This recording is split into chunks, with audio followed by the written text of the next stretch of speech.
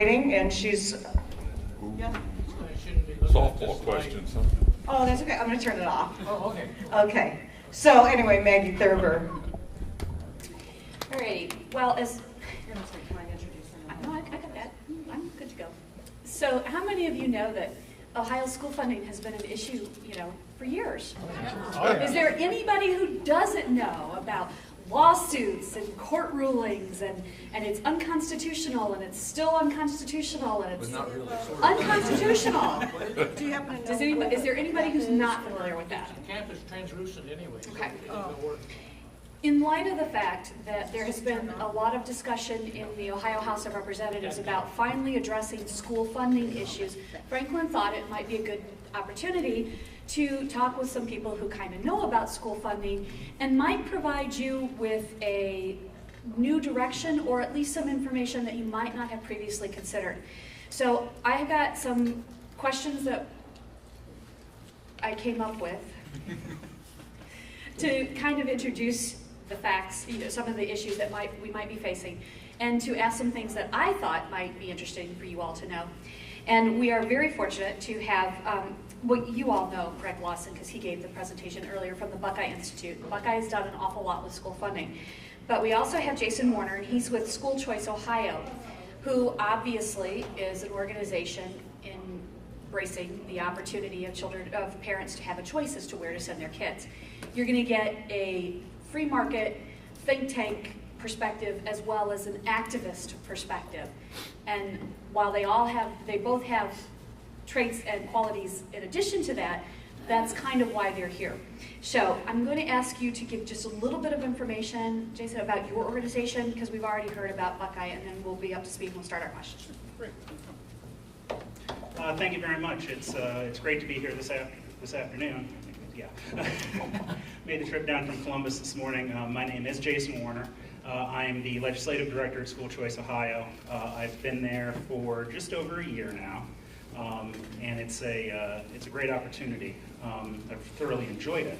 Our organization is I guess I could probably say, the leading advocates in the state of Ohio when it does come to parental choice in education.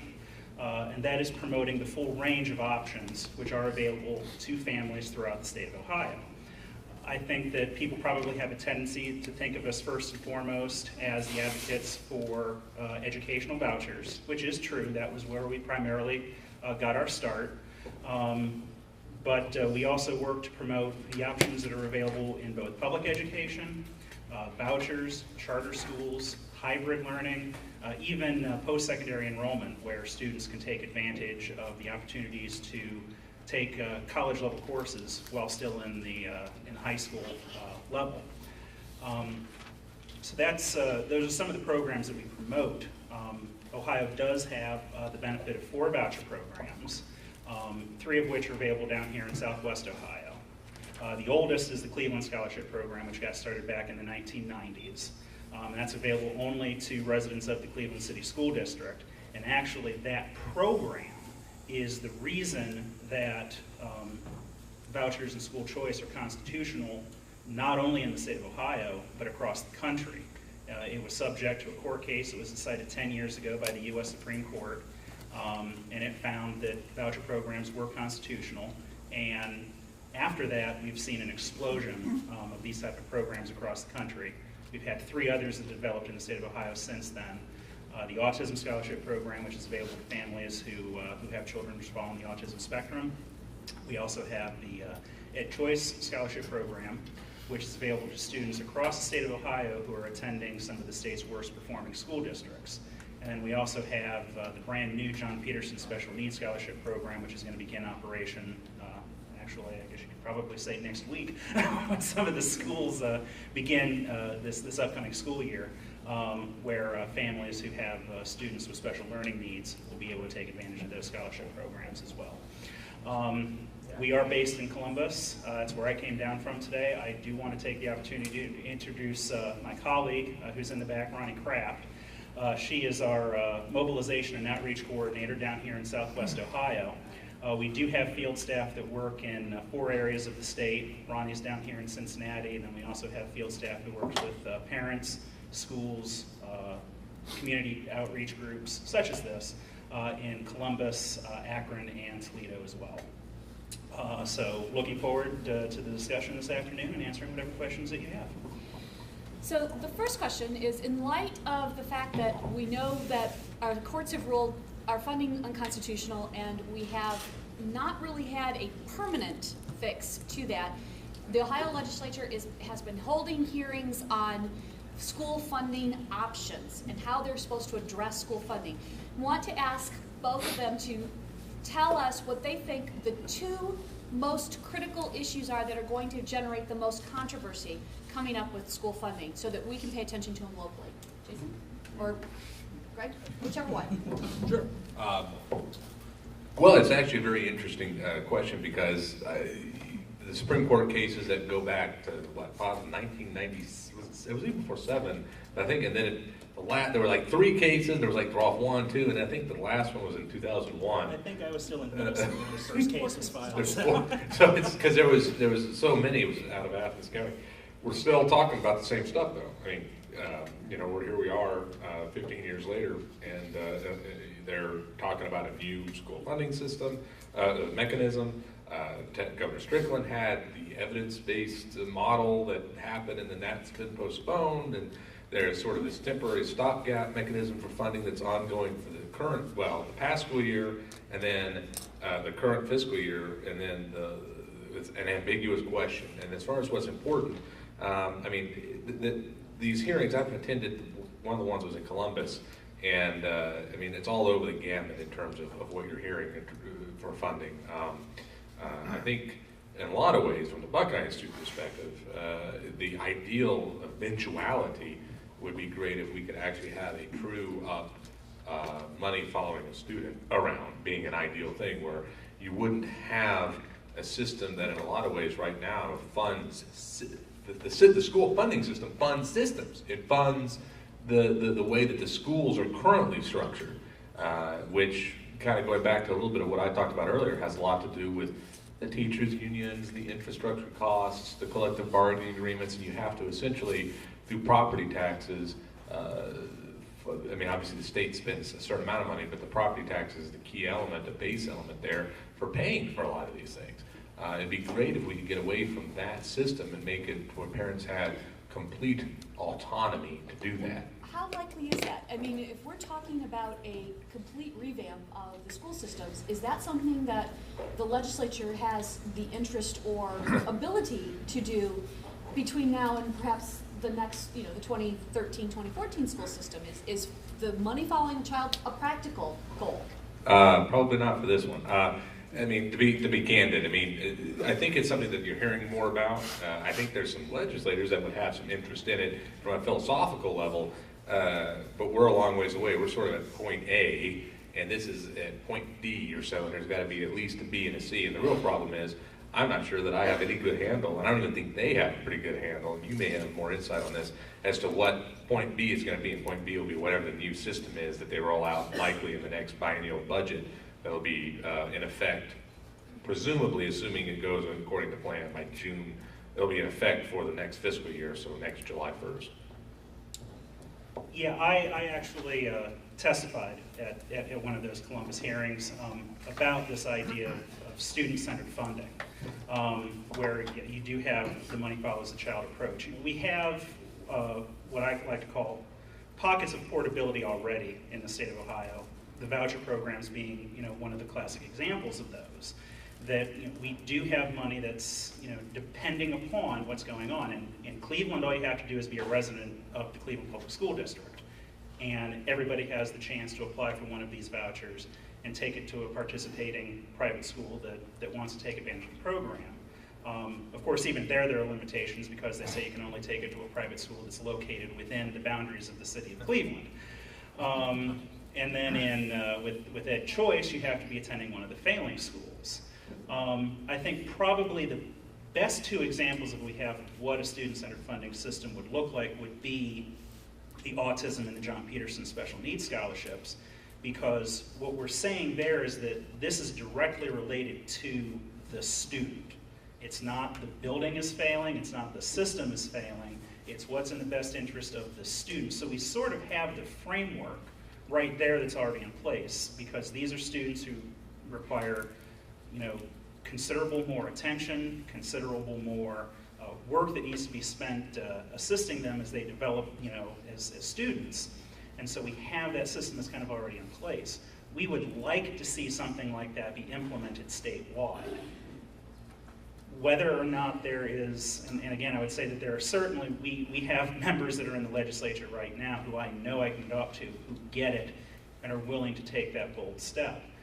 The problem that we run into, particularly right now with the elected officials that we have, is that I've always found one of the great mysteries when it comes to school choice is that it's generally Republican legislators who are proponents of a system that is primarily benefiting inner city youth and families who are not their traditional voters. And the people who they traditionally vote for are the strongest opponents of the concept of school choice. But as soon as we start talking about taking the same system and applying it to suburban and rural school districts, suddenly they get worried, because now all of a sudden their districts are going to be impacted by this, and they start hearing from school boards, they start hearing from school administrators saying, hey, we're doing just fine, there's nothing wrong with our schools. And my response to that always, can you sit here and tell me with a straight face that your school district that's rated academically excellent, every single student is performing to that exact same standard? And of course they can't say that that's true. In every school district there are always going to be students who are struggling, and what we're trying to do is say we have to be able to extend those same rights to parents everywhere, regardless. So one of the biggest issues that come up with the school funding program is how much. Because right now, some schools in Ohio, some district systems, receive a lot more funding from the state than they do from their local levies. And in some areas, the local levies are the primary supporter and the state funding is significantly less. So the question is always how much, and how do you decide how much? If you were to go to a student-sponsored program where the money follows the student, would you not just end up with the same kind of discussions, how much is enough? Because to go to a school in Cincinnati might be a lot more expensive than to go to a school in Bowling Green, Ohio. Will you not just end up with the same kind of how much question, regardless of which funding system you look at? Probably. At a certain level, yes. I mean, you can't avoid it. There's always going to be a function of money. One thing, though, that I would say that is good about perhaps this option, and looking at it, it could create a competitive environment. Now, this opens up the door to other types of policy questions that are beyond exclusively the funding itself. But I think, and I know I sound like I'm beating on a dead horse a little bit here, but if we ever get serious again and can figure out how to do it and not make the mistake that tragic and pathetic and just any negative adjective I could use to describe the debacle of what happened with Senate Bill 5. But if we can deal with this issue, look, if we can deal with collective bargaining in a more effective way so that we have the more flexibility in terms of how schools are managed and manage the costs, and then we introduce a much more wholesale mechanism of choice to be beyond just the populations that are currently able to avail those. I mean, charter schools play a role to some extent in choice too, but there's limitations on charter schools. They're getting expanded to some new areas lately. I should throw that in. I actually serve on a couple of charter school boards. But I think if you can do that, first step is let's deal with some of the bargaining, and then let's deal with the freedom now of letting these kids really go and letting it follow them. The question's still going to be there, but we can start to ratchet down that maybe the top level amount that people are demanding. I mean, there's always going to be people who are demanding a never-ending stream of money, throwing good money after bad in some cases, but we can really change the dynamics in which that question is actually raised. I think that might be the key thing is you'll never escape it because money's always going to be an issue, but if we can change the framework within which that conversation happens, now we're on to something, I think, a little stronger. A a lot of school systems are saying we're putting a levy on the ballot this year because we don't have money because the state has cut the funding.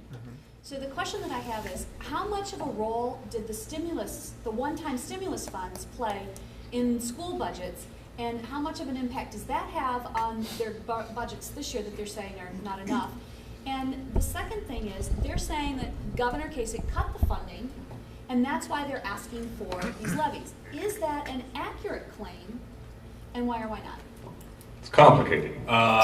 It's not really straightforward. I would say it's not a really genuine argument, no. One of the things I showed earlier today was that massive deficit, collective deficit, that was projected back in 2010. Again, looking at the 5-year projections from each individual school district that they have to make to ODE. They were projecting $7 billion deficit. This was in October of 2010. So mind you, at that point, nobody knew we were going to have it, Governor John Kasich.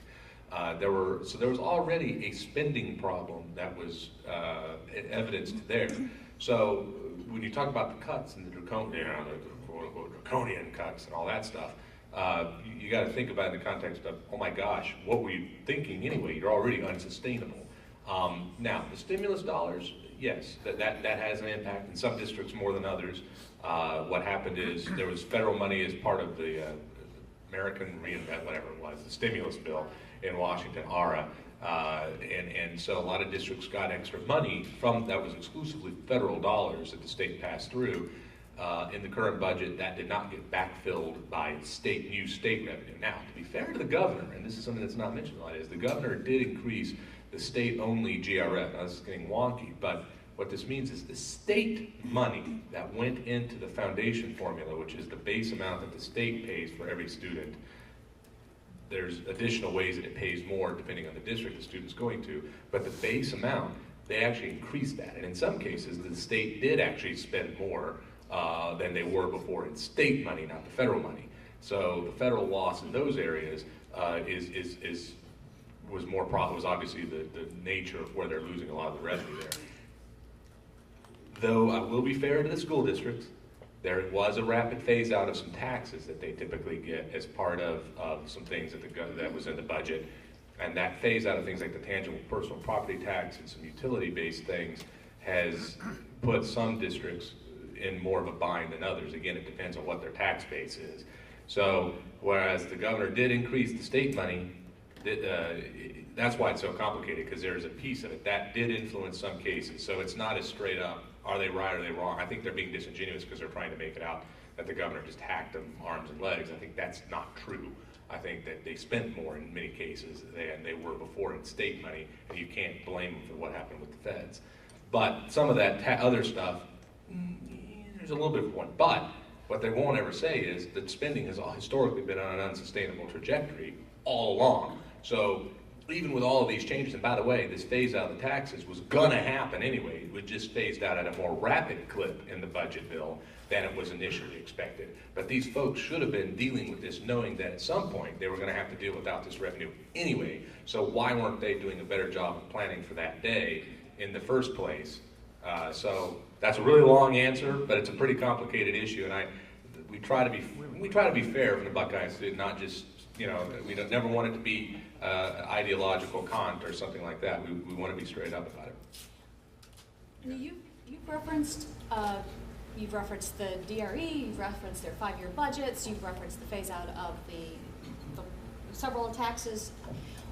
When local citizens are trying to figure these things out for their local school board, is there any type of a website or an easy way for them to do so to actually be able to say, here's what we had last year, here's what we had the year before, here's what we had the year before that, in terms of the revenue, so that they can actually see, did the state money increase, did the state money decrease, did the federal money increase? How do they find that information so that they can verify the truth of what their elected officials are telling them? ODE actually has a pretty good website for being able to do the 5-year projections. The stuff we generated it off of is available to anybody here. I don't remember the address, it's kind of a complicated address, but we actually have it on some of our maps of the school the school district things that we've done. There's a link there. And if anybody's interested, you can email me or something, and I can send you the direct link in an email, so you can just click it. But you can actually look at the 5-year projections, and they actually break down their their revenues, their expenditures, and you can look at all of that. Now, one thing is, it may not be entirely clear each individual tax that's in there. There's some, I think you can tell some of the federal stuff, I think, but it's not going to be as easy to disaggregate. But you can at least see what they're projecting their expenditures are and what their revenues are from the various systems. It's the best first way of engaging on that and looking at that. And the thing I'll notice, and I'll mention to everybody to take a look at, is to look at the personnel costs and look at basically the benefit costs, which are essentially the combination of their pensions, the pension contributions, and the insurance. Now, it doesn't disaggregate what those expenses are, so you don't know how much is pension versus how much is the insurance. But you can at least get a sense that that's a combination of the two, so that's a cost of total compensation, plus then the salary, the base salary range. And if you look at that and then figure out how much that is as a percentage of the total expenditures that the district has, now you know how much is personnel cost. And that gets us to the conversation about how expensive is the compensation overall. And that's a real core thing from our standpoint in terms of talking about how we reform pay and compensation, things like that. Yeah, and I can't recall the website, but I was actually just looking this up for our own, internal purposes in our office not long ago, and it is available. I've seen it. It's a very large Excel spreadsheet. And it'll even break it down too, and you'll be able to figure out on the individual districts how much of the incoming revenue is state-based, how much of it is federal-based, whether it's local property levy taxes, local sales tax option, which they do and can do, as well as income tax. So it's all there. It can all be broken down, and you can see where all of the revenues are coming from. And is it available for charter schools as well? Yes, because charter schools are technically public schools. That led me to my next question. So charter schools are technically public schools. They're not a traditional public school, they're a charter school, but they are public.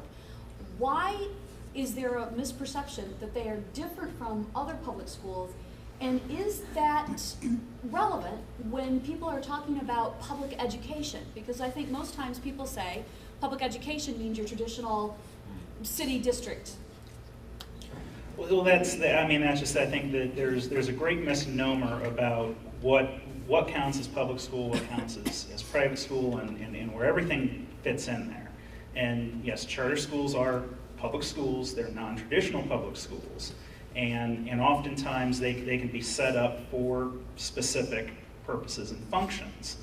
But they receive state funding. Now, they do not receive direct school funding. Basically, they receive their funding based upon the students who are attending there. So if you have, now most of the charter schools that are in operation in the state are operating in the larger urban communities. You do not see charter schools in rural counties.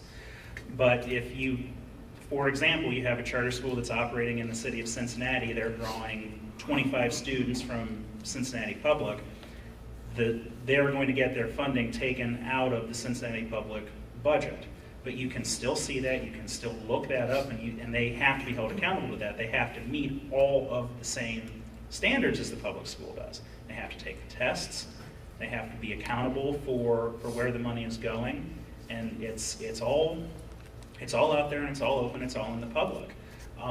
But the perception that is out there, I think it mainly comes from the sponsors of the schools. I think that's where a lot of the concern comes from, and how exactly they're being operated from that perspective, because you do have to have, in order to have a charter school, you have to have someone who's sponsoring that school, and some of them have better reputations than others.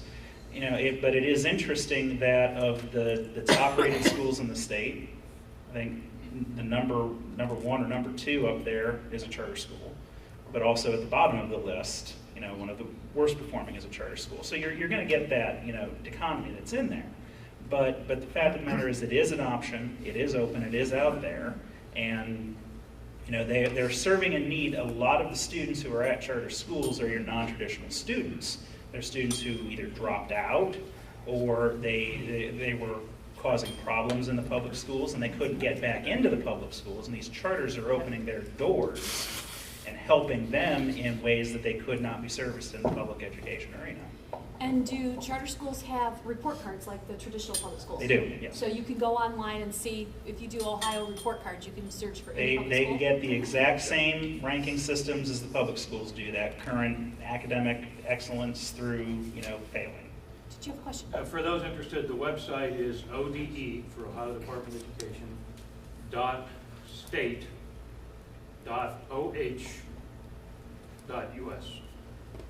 And that will be included in the follow-up email that you get from all of us.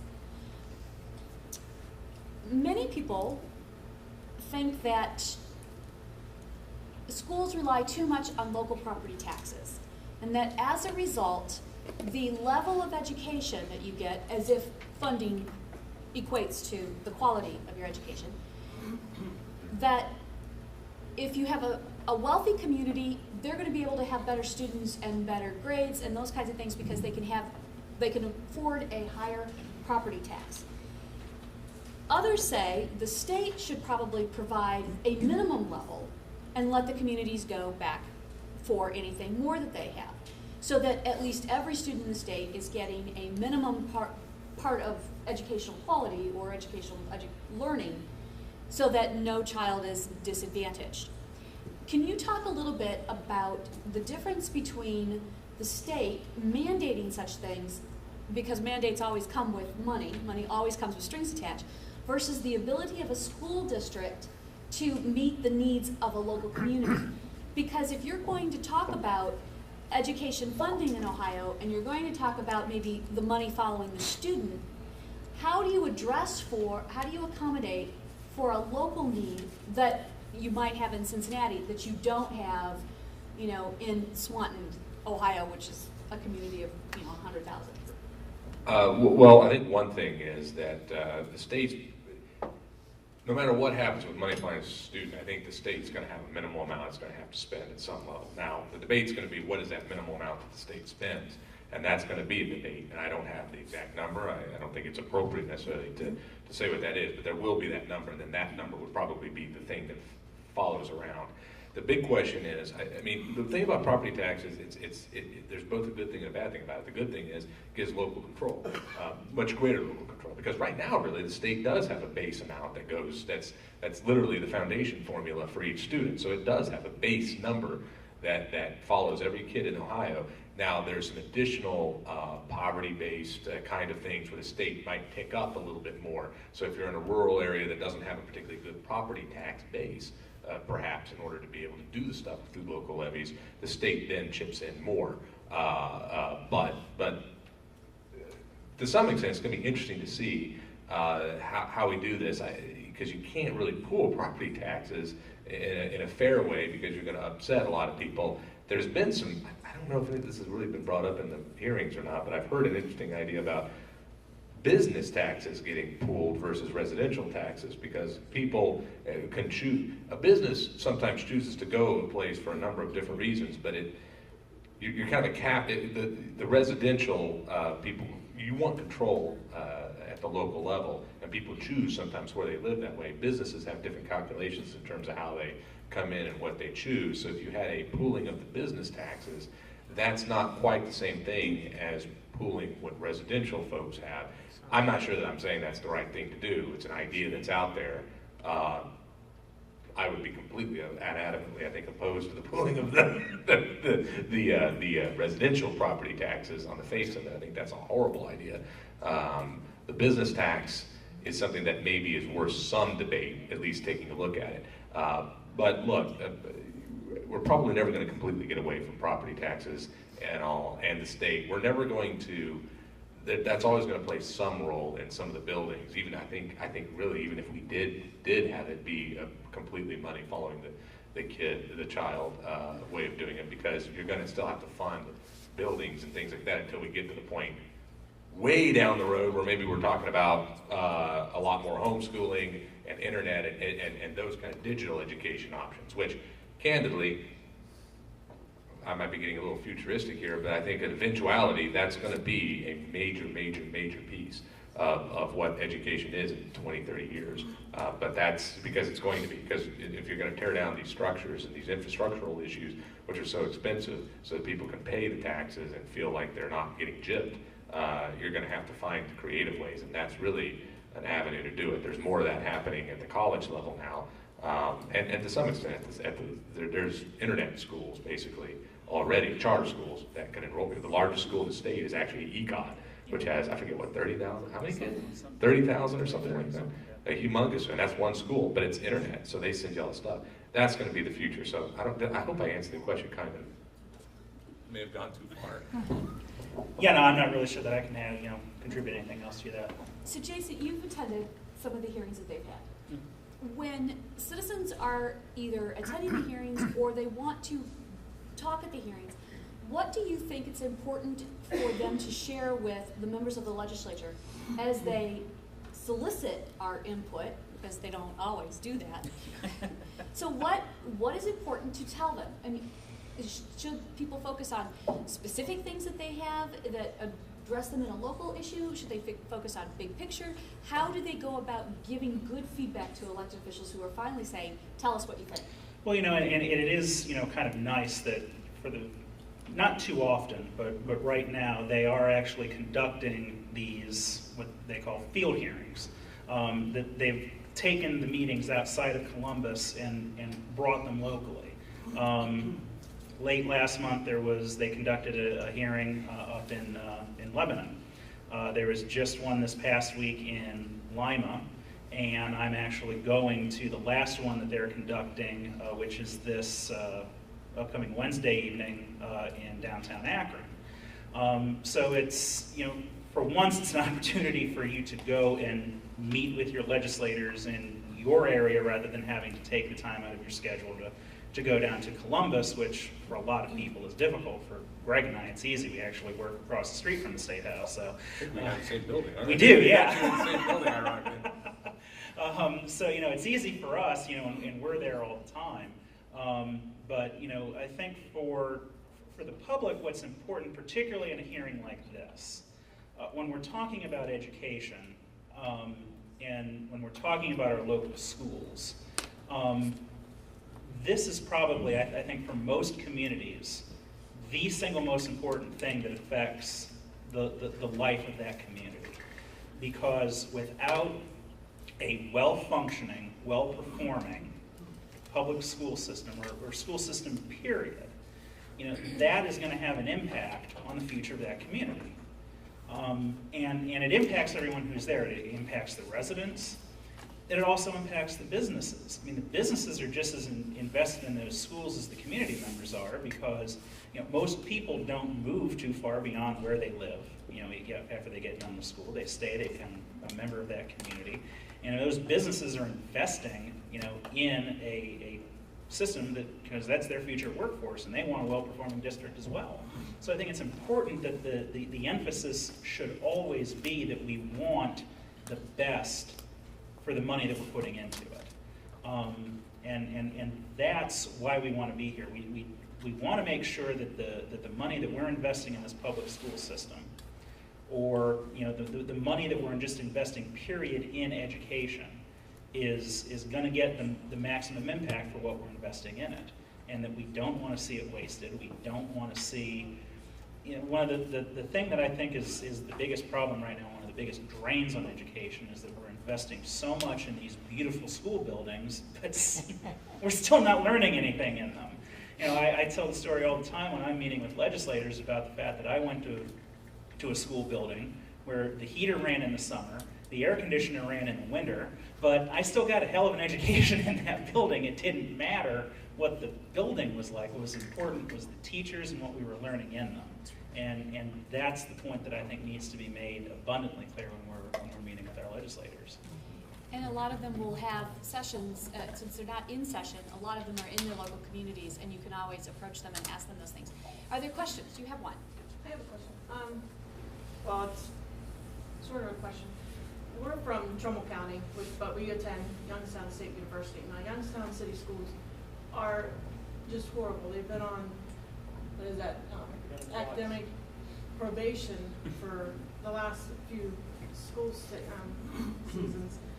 And while attending YSU, I'm an education major, and a lot of the professors, they'll teach against charter school, homeschooling, everything. And you know, I'm for all that because I want the student to learn. I don't care if it's the public city school that they're going to. It's one of those, well, the school system, you know, is just horrendous. And they've seen so many people using vouchers pull out of these systems because the kids are not learning anything and they want their, you know, their children to learn. How do you sell that to that kind of community, which the community themselves are suffering because of the school system and because of lack of jobs? The whole area up there is just really bad. And like I said, being an education major, I have discussions with my professors often on these things. One of the things was Casey trying to give licenses to homeschooling parents so that they could teach at home legally, even though that's legal anyways to do that. And so how do you go about trying to encourage the people to understand that this is something good for their kids and things like that up in that area? I guess, because it is. It's a Democratic area, is one. It's a stronghold of Democrats above everything, no matter what it is. But I mean, like, other than just trying to explain to them that it's a good thing for their children to have that opportunity to take their kids and actually give them a good education. Well, it's because one of the whole concept of what educational choice and vouchers is supposed to be is it's supposed to spur competition, it's supposed to spur innovation, and the idea was that by affording families the opportunity to leave that public school district, it would motivate that district to improve upon what obviously isn't working. We have seen that in some areas. And part of the way that the voucher program works is that you can only become eligible with the Ed Choice, which is what is utilized in Youngstown, is that if the building is rated in academic watch or academic emergency for 2 out of 3 years, the students become eligible. And then the students who became eligible can continue to receive those as long as they're in school. But if a school district improves its ratings, then future students aren't afforded that opportunity. The idea being that we want to see our public schools improve. Well, rather than working to improve themselves, they instead decide that it's an assault on the public school system, that we have to either take this right away, or we have to sit there and educate the public about how absolutely horrible this is, how we're depleting the resources of the public school system. They're not changing anything. No, that's the whole thing. And clearly you're getting that because the professors who are, most teachers are going to end up going into the public school system. They're sitting there trying to sell you on an evil system even before you get into it. Exactly. Well, exactly. But here, so she's in class, and you said, there are success stories.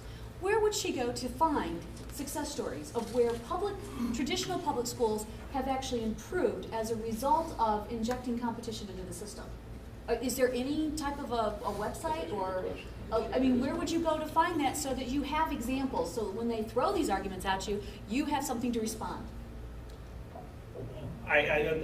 Unfortunately, there's not any one website. What you can do, and we try to maintain something like this in our organization, is keeping lists together which show what each building's ratings are each year. You can look, because obviously the state has to release those academic ratings every year. We're going to be seeing the new ratings coming out here in a couple of weeks. There's no one place you can go to. Anecdotally, I can just tell you some of the ones that I know of. I think actually one of the best examples is actually down here, Cincinnati. Cincinnati in the last decade or so has actually seen its academic rating improve. Whatever it is that they're doing, but yeah, obviously the Department of Education website has what the ratings are, and yeah, you can always feel free to contact us. One more, we have another question? Go ahead, Jim. One of the biggest problems, and it's a personal pet peeve of mine as well, is you have all of this machinery going on to educate kids. But I know with my grandchildren, for example, we checked the local school, elementary school, and it was pathetic. That's the highest record, highest point I can give them. Pathetic. They have now been rated, since then, they've been rated lousy for 3 straight years. Well, yeah. So the kids or the parents were given these vouchers so they could go to the Catholic school, which was right there in that neighborhood. Now, my daughter, seeing that there was this pathetic school, decided to go ahead and put them into the Catholic school. But come to find out that when the local school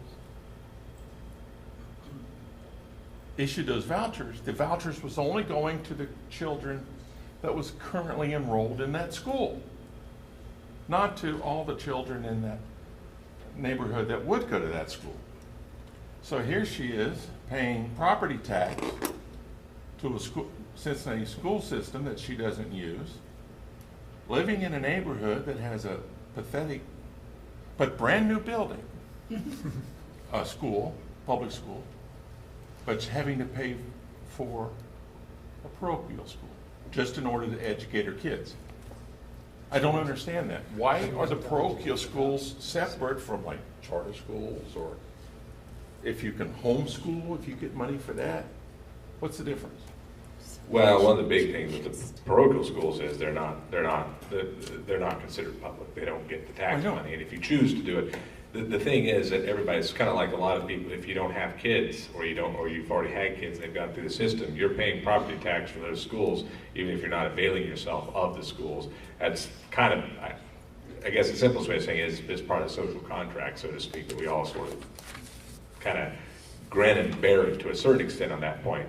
But I do want to say that I really like your question because, and I guess to your question, the answer is there's no answer unless you find a way to abolish property taxes as a funding mechanism for schools. Ultimately, that's the only way you're going to resolve certain kind of cases where that transpires, because that's inevitably going to happen. Anybody that sends their kids to a parochial school that doesn't use the voucher as a result of the problems that the local school will be having is going to be in the same exact thing. There's no way about it until we change, if we ever change that particular side of the structure. All right, so she's giving me the sign. Okay, So I think we'll I'm have gonna. time for one- I'll cut it loose. We'll have time for one more question and then Well, and I just real quick want to say, I'll be willing to talk with you afterwards, because I'm And not that's what I was gonna- really sure about why it is that if she lives in that community and her kid should be going to that school, why she wouldn't be able to get a voucher. So I'll talk with you about that afterwards. And as I say, they are going to be available for a little while, and then if not, they're always available by email or by telephone. And you'll be the last question we'll take for this panel. I was a teacher for 37 years, and I would really like to see us do away with the Department of Education, because I have seen such a dumbing down that has come about through the Department of Education. I'm thinking that if we had the states competing, like you were saying that they're all subject to the same rules, I think maybe that's part of the big problem. If they had the states competing and seeing who came out on top, I think our students would learn a whole lot more. And they have to do something about the discipline. Our kids are not all the same, and they have to get some of those kids out of there so they can teach the rest. I want to thank Jason and thank Greg for participation. And again, the links to their organizations as well as their emails will be included. So thank you very much, gentlemen.